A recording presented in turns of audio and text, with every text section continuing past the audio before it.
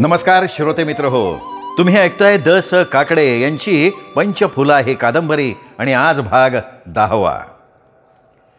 आकाशात उंच भिरभिरणाऱ्या घारी गिधाडांनी कुकडी काठच्या उंचवट्यावरचं ते दृश्य बघितलं. त्यांना हवं असलेलं खाद्य तिथे बाहेरच पडलेलं होतं.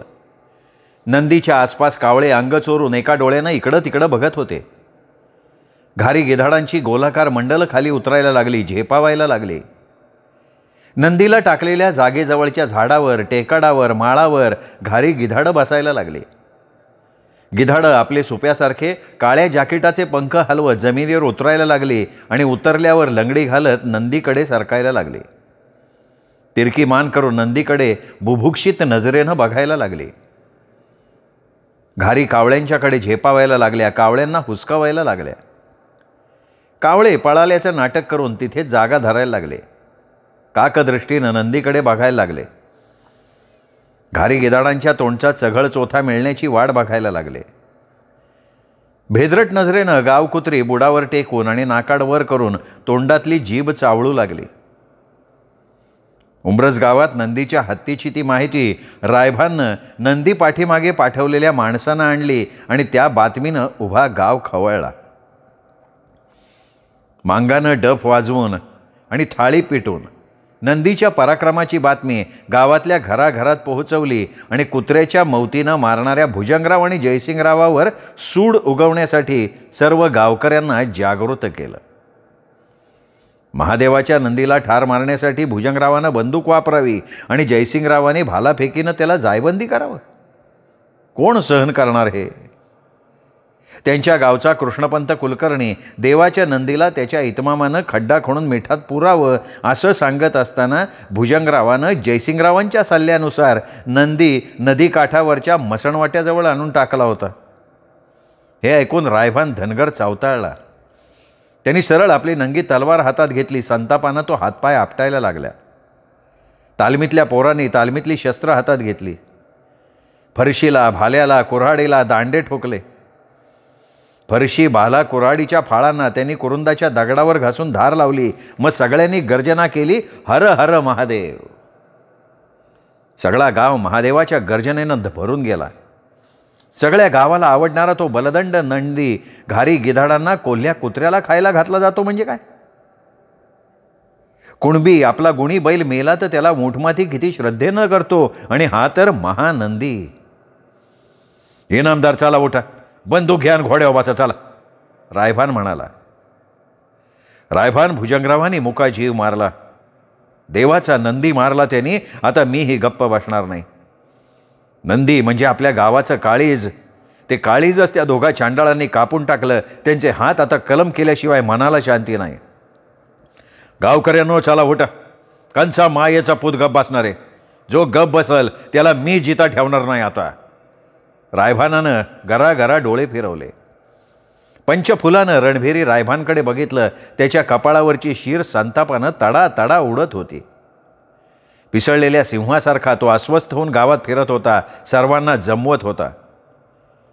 पंचफुला, तुझं म्हणणं काय आहे? मुकुटरावांनी विचारलं. सध्या पंचफुला आपल्या गावात राहती. पंचफुलाऐवजी रायभान धनगर बोलला. रायभानच्या त्या बोलण्यावर पंचफुलानं मान डोलावली. रायभाननं सांगितलेल्या शब्दाप्रमाणे ती गावाच्या बाजूनं उभी होती. पंचफुला, तू गावाच्या बरोबर आहे, पण तू करणार काय? पारटानं ओरडून विचारलं. पंचफुलाला एरवी असं कोणी उद्धटपणे विचारलं असतं तर मुकुटरावांनी बोलणाऱ्याची जीभ हासडली असती. पण प्रसंग असा बाका, मुकुटरावांना बोलता येत नव्हतं. पंचफुला, पारटाचं खरंय, तुम्ही काय करणार ते गावाला सांगा. रायभानानं आपल्या हातातलं चांदीचा कडं मागं सारत म्हटला. मी भुजंगरावान जयसिंगरावांबरोबर सामना करणारे. बोला, आणखीन काय करू? लय उत्तम बोलला, चला आता आमच्याबरोबर. पण त्याआधी एक गोष्ट करा रायभान. काय सांगा? नंदी शत्रूच्या हद्दीत पडलाय. त्याला खायला घारी, गिधाडं, कुत्री जमली असतील तिथं. त्यांची तोंड नंदीला लागली तर उंब्रेज गावावर पिंपळेश्वराचा कोप होईन. देव म्हणाल, उंब्रज गावानं माझं वाहन कोल्ह्या कुत्रीच्या तोंडी दिलं. मग देव गावात पटकी कालरा चालू करल, गाव पटापटा मारायला लागन. त्यामुळं पहिल्यांदा नंदी आपल्या गावाच्या हद्दीत आणा, त्याचं मोठ्या मानानं सार्थक करा. पंचफुला बोलली. सगळ्यांनी जीवाचा कान करून ते ऐकलं. काय करायचं मंडळी? मुकुटराव विचारलं. पंचफुला बोलती ते ठीक आहे. नंदी आपल्या हद्दीत आणणं महत्वाचं आहे. रायबान पंचफुलानं बोलणं थोडक्यात सांगत बोलला. अरे पण गावात दंगा कधी उसळायचा? तालमीचा अवखळ किसना पैलवान भाल्याचं टोक आसमानात नाचवत बोलला. हे बघा, हिवर गावात दंगल करायची नाही, पंचफुला म्हणाली. का? पैलवान आपल्या कोराडीचं लखलखतं पातत चाचपत म्हणाला. हिवर गावात नंदीनं चांगला दंगा केलाय. मोजून 25-30 माणसं नंदीनं आपल्या गावाच्या मैदानात रस्त्यात आडवी केली. धर्मा शिंद्यासारखा पराक्रमी वीर धरतीला मिळवला अशी बातमी आहे. नंदीनं उमरतच्या पराक्रमाचा झेंडा फडकावलाय. पहिली मूठ माती नंदीला आणि मग हिवर गावला. उमरतची उसळत्या रक्ताची पोरं आपली हत्यारं घेऊन चालायला लागली. पंचफुला मोठ्यानं त्यांच्यावर खेकसली. अरे तुम्ही लढायला निघाला का नंदी आणायला? आता हिवर गावनं नंदी दिला नाही म्हणजे? पतंग्या लोहार आडमुठ्या शब्दात बोलला.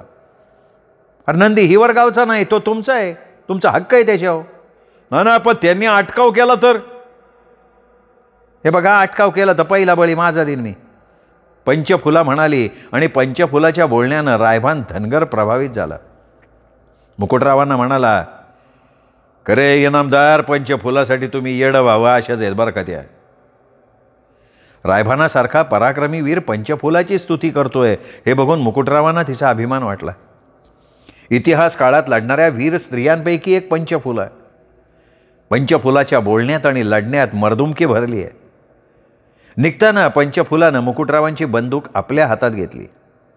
सगळ्या गावकऱ्यांबरोबर ती उंबरस गावच्या वेशीत आली. तेव्हा हत्यारं घेऊ नका असं सांगणाऱ्या पोरांना तिचा अचंबा वाटला. पंचफुलानं बंदूक का बरोबर न्यावी? कारण नंदी घ्यायला हिवरगावनं अडवणूक केली तर ही बया बार टाकून हिवरगावचं नाक कापणार का काय? उमरस गावची निवडक लढाऊ मंडळी कुकडी तीरावर आली. देवानं होडी पाण्यात घातली. पहिल्या फेरीत मुकुटराव, पंचफुला, रायभान, खंडा, महात्मा, किष्णा यासारखी मंडळी बसली. तालमीतल्या काही उत्साही पोरांनी तर सरळ आपली कापडं डोक्यावर बांधून नुसत्या तांबड्या लंगोटीवर नदीत उड्या मारल्या आणि होडीच्या आधी ते पलीकडच्या तीराला लागले सुद्धा. देवानं वल्ल जोरात मारलं. पाणी कापत कापत होडी पलीकडे येऊ लागली तर सगळा तीर त्या भयाण भेसूर आवाजानं भरलेल्या टोळधाडीसारखी घारीची धाड, खोजीराची लष्करी पलटण माळाला उतरावी ना तशी उतरली होती. नदी काठावर येताच पंचफुला पुढे झाली. नंदी हिवरगावच्या मसणवाट्याच्या बाजूला बेवारशासारखा टाकला होता.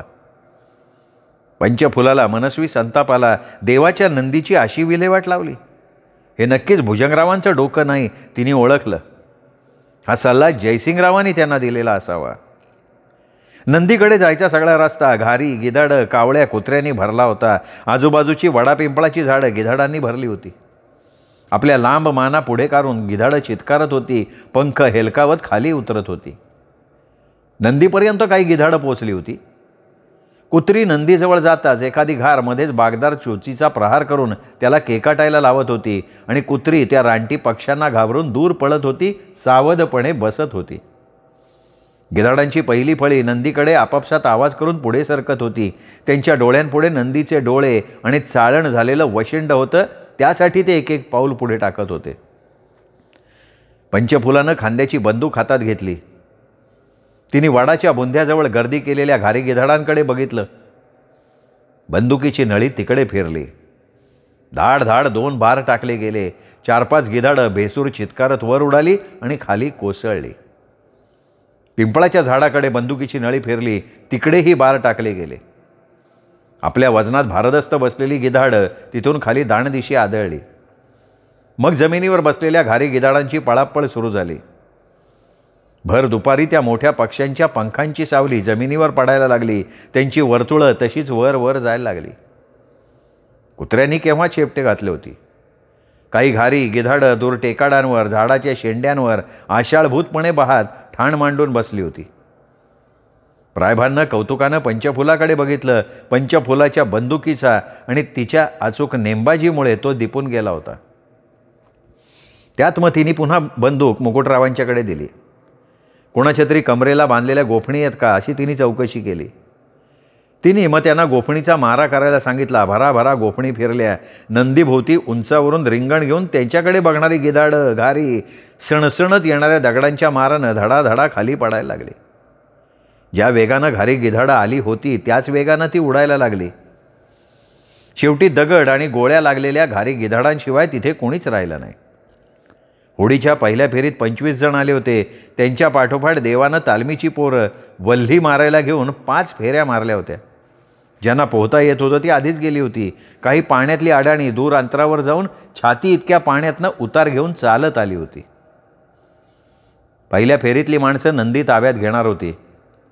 मागची सगळी माणसं गावानं काही अटकाव केला तर दहशत निर्माण करणार होती.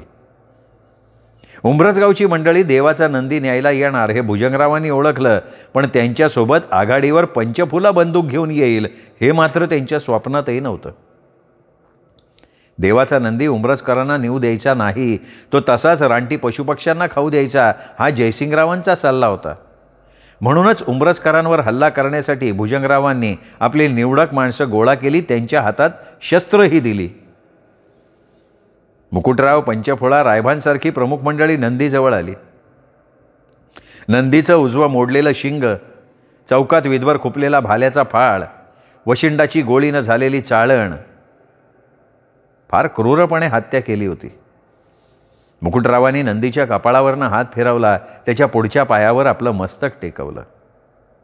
सगळ्यांनी तसंच केलं. नंदीची ती अवस्था बघून रायभानाचे डोळेच भरून आले. हा भुजंगराव माणूस आहे का हैवान आहे? मेलेल्या नंदीच्या 4 पायांना एकत्र बांधून त्याला लोखंडी साखळीचा हुक लावण्यात आलेला दिसत होता. मेलेल्या कुत्र्याला फरफटत ओढून गावदरीला फेकून द्यावं तसा नंदीला 2 बैलांची गाडी जोडून फरफटत आणून तिथे टाकलं होतं. रस्त्याचे खाचखळगे, दगडगोटे एका बाजूच्या पोटावर घर्षण होऊन पोटाची एक बाजू कोंबडी सोलावी तशी दिसत होती. रायभानानं नंदीचे पुढचे पाय दोरानं बांधले, मग मागचे बांधले. मग खंडा पैलवानानं भला लांब सागाचा सरळ सोट आडवा घातला. श्रद्धाळू माणसं पटापटा खांदा द्यायला मागे पुढे आली.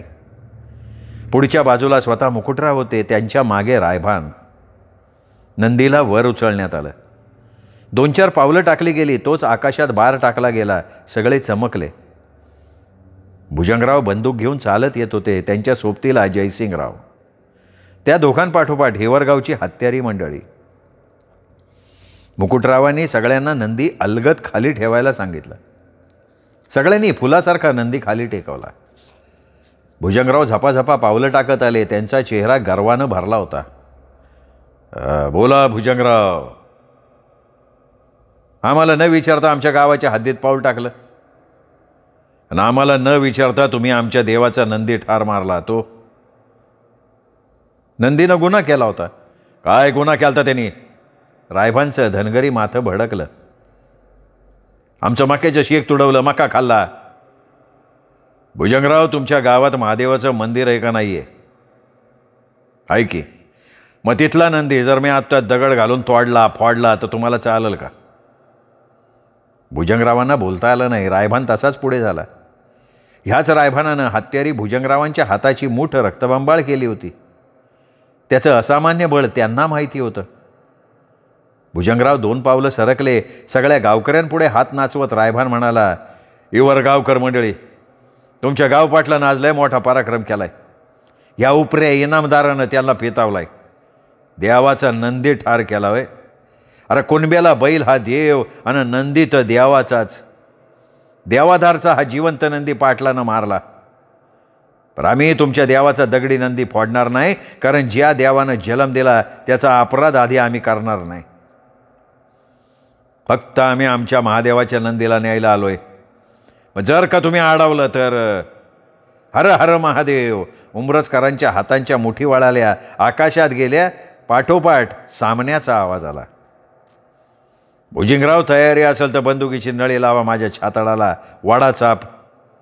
ध्यानात ठेवा, कुकडीच्या वाळवंटात मी आज तुम्हाला वाळू खायला लावली होती, तशी सगळ्या जणांना माती चारल्याखेरीज मी काय राहणार नाही. आम्ही बेतयारीतच आलोय. भुजंगराव, आसन तयारीत, ह्या पुढं. पंचफुलानं आकाशात बार टाकला. हिवरगावकर पंचफुलाच्या त्या आवेशानं मागच सरकले. पंचफुलाचा धाडसीपणा त्या सगळ्यांना परिचयाचा. भुजंगराव, तुमची तयारी नसेल तर तुमच्या या ओझरकर मित्राला लढायला सांगा. नंदी मातीत मिळवला तो तुम्ही नाही, तर ह्या चांडाळाने मिळवलाय. पंचफुला पुन्हा एकदा बोलली. भुजंगराव आणि जयसिंगरावांनी आपल्या हत्यारी गावकऱ्यांकडे बघितलं, पण ते सगळे मान खाली घालून उभे होते. उमरजकरांची बाजू त्यांना रास्त वाटत होती. हिवरगावकर, तुमची मानकांड वर करा, उमरजकराला दणका द्या. जयसिंगराव बडबडले, पण हिवरगावकरांनी उलट हत्यारं खाली टाकली आणि खालमुंडीनं ते उभे राहिले. भुजंगराव, तुम्ही नावाला माणूस आहे, पण माणसाचं मन तुमच्याकडं नाही. माणसाचं मन नेहमी देवाच्या पायाजवळ टेकायला पाहिजे, पण तुम्ही तर देवाच्या पायाजवळ बसणाऱ्या नंदीला मारलं. काय मिळालं तुम्हाला? जयसिंगरावाचा सल्ला तुम्हाला एवढा महत्त्वाचा वाटला व्हय? तुमच्या नंदीनं आमच्या गावची किती माणसं भोसकली. धर्मा शिंदा ठार झाला की. शिंदे ठार झाला ठीक आहे, पण त्याची आगळीक कोणी काढली होती आधी? आमच्या नंदीची आगळीक कोणी काढली ते काय मला माहिती नाही. जयसिंगराव म्हणाले, हे बघा, आमचा माणूस होता नंदी मागे. तुम्ही जे काही त्याचे हाल केले ते त्यांनी सगळे सोसलेत, सगळं बघितलं आहे. जयसिंगराव, तुम्ही पहिला दगड मारलात नंदीला आणि त्यामुळे तो पिसाडला. अरे पण तुमचा नंदी उमरजची हद्द ओलांडून नदी पार करून हिवरगावच्या हद्दीत आला, तो नंदीनं गुन्हा केला. बरं, आणखीन नंदी नेहमी उमरजच्या कोरणात चरत असतो. आता देवाला सोडलेली जनावरं कोणाच्याही कोरणात चरत असतात हे तुम्हाला नव्याने सांगायला पाहिजे का? आपण तरी आमच्या मक्याचं खूप नुकसान केलं तुमच्या त्या नंदीनी. जयसिंगराव गोळमुळीत बोलायला लागले. भुजंगराव, तुम्हाला तोंड नाही का बोलायला लागला? का या जयसिंगरावाकडे तुमची अक्कल गहाण ठेवली? भुजंगराव, मागापासनं तुम्ही गपाना ओझरचा पोपटपंची करतोय निसता. जयसिंगरावांना रायभानचा हा वार लागला. रायभान, तुम्ही पोपटाची वार्ता करता, पण आमची मैना उडवून नेली तुम्ही, त्याचं काय बोलत नाही तुम्ही? विषयाला फाटाफुटू बघतोय हे ध्यानात येताच पंचफुला मुकुटरावांना म्हणाली, भुजंगरावांना त्यांच्या माकेच्या शेताच्या नुकसानीचा आकडा विचारा, तो द्या भरून, आणि मग देवाच्या नंदीच्या नुकसानीचं बोला. मुकुटराव, आम्ही सांगू ती किंमत देणार का तुम्ही? भुजंगरावांनी विचारलं. अहो, तुम्ही फक्त सांगा. मुकुटरावही म्हणाले, तुम्ही पंचफुला पळवून नेली ती हिवरगावकरला परत करा. जयसिंगराव मध्येच बोलले.